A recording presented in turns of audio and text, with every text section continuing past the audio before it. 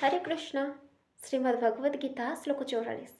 पूर्वाभ्यासेन तन्नैव ह्रियते ह्यवसोऽपि सः जिज्ञासुरो वियोगस्य शब्द ब्रह्माति वर्त्यते। ପୂର୍ବ ଜନ୍ମରେ ତାର ବା ସାଧକର ଦିବ୍ୟ ଚେତନା ଥିଲା, ସେଥିଯୋଗୁଁ ସେ ଏ ଜନ୍ମରେ ସ୍ୱତଃ ଯୋଗ ସାଧନା ପ୍ରତି ଆକୃଷ୍ଟ ହୁଏ। ସେଗୁଡ଼ିକୁ ନ ଚାହୁଁଥିଲେ ସୁଦ୍ଧା ସେଗୁଡ଼ିକ ବଳେ ବଳେ ତା ପାଖକୁ ଆସନ୍ତି। ଏ ପ୍ରକାରର ଜିଜ୍ଞାସୁ ଯୋଗୀ ଯେ କି ଯୋଗ ପ୍ରତି ଆସକ୍ତ, ସର୍ବଦା ବେଦର କର୍ମକାଣ୍ଡ ପଦ୍ଧତି ଅନୁଯାୟୀ କରଣୀୟ ବ୍ରତ ବିଧିର ବହୁତ ଊର୍ଦ୍ଧ୍ୱରେ ଥାନ୍ତି।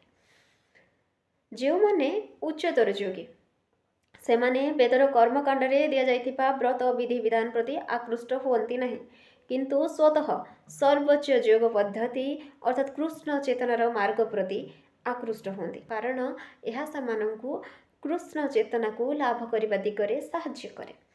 ଉଚ୍ଚତର ଯୋଗୀମାନେ କିପରି ଏହାକୁ ପ୍ରତ୍ୟକ୍ଷ କରନ୍ତି ତାହା ଶ୍ରୀମଦ୍ ଭଗବତମ୍ରେ କୁହାଯାଇଛି।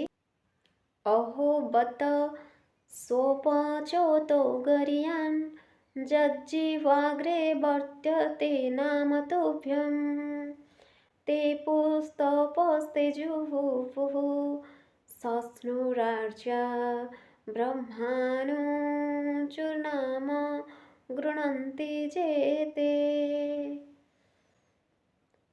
हे भगवान, ଯେଉଁମାନେ ଆପଣଙ୍କର ଦିବ୍ୟ ନାମ କୀର୍ତ୍ତନ କରନ୍ତି ସେମାନେ ଚଣ୍ଡାଳ କୁଳରେ ଜନ୍ମ ହେଲେ ସୁଦ୍ଧା ଆଧ୍ୟାତ୍ମିକ ମାର୍ଗରେ ଖୁବ୍ ଅଗ୍ରଗତି କରିଥାନ୍ତି। ଏ କୀର୍ତ୍ତନକାରୀଗଣ ନିଃସନ୍ଦେହ ଭାବରେ ସମସ୍ତ ପ୍ରକାରର ଯଜ୍ଞାନୁଷ୍ଠାନ ବ୍ରତବିଧି ଆଚରଣ କରିସାରିଛନ୍ତି, ସମସ୍ତ ତୀର୍ଥସ୍ଥାନରେ ସ୍ନାନ କରି ଆସିଛନ୍ତି ଏବଂ ସମସ୍ତ ବେଦ ଅଧ୍ୟୟନ କରିସାରିଛନ୍ତି। ଏହାର ଏକ ପ୍ରସିଦ୍ଧ ଉଦାହରଣ ଶ୍ରୀ ଚୈତନ୍ୟ ମହାପ୍ରଭୁ ଦେଇଛନ୍ତି। ସେ ଠାକୁର ହରିଦାସଙ୍କୁ ତାଙ୍କର ଏକ ପ୍ରସିଦ୍ଧ ଶିଷ୍ୟ ରୂପରେ ନାମାଚାର୍ଯ୍ୟ ରୂପେ ଗ୍ରହଣ କରି ଏହାର ପ୍ରମାଣ ଦେଇଛନ୍ତି। ଠାକୁର ହରିଦାସ ମୁସଲମାନ ପରିବାରରେ ଜନ୍ମଗ୍ରହଣ କରିଥିଲେ, କିନ୍ତୁ ସେ ଦୈନିକ 3 ଲକ୍ଷ ନାମ ହରେ କୃଷ୍ଣ କୃଷ୍ଣ କୃଷ୍ଣ ହରେ ହରେ ହରେ ରାମ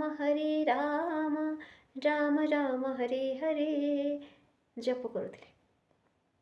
ସେ ଏହାକୁ ବଡ଼ କଡ଼ାକଡ଼ି ଭାବରେ ପାଳନ କରୁଥିଲେ, ଟିକିଏ ସୁଦ୍ଧା ବ୍ୟତିକ୍ରମ କରୁନଥିଲେ।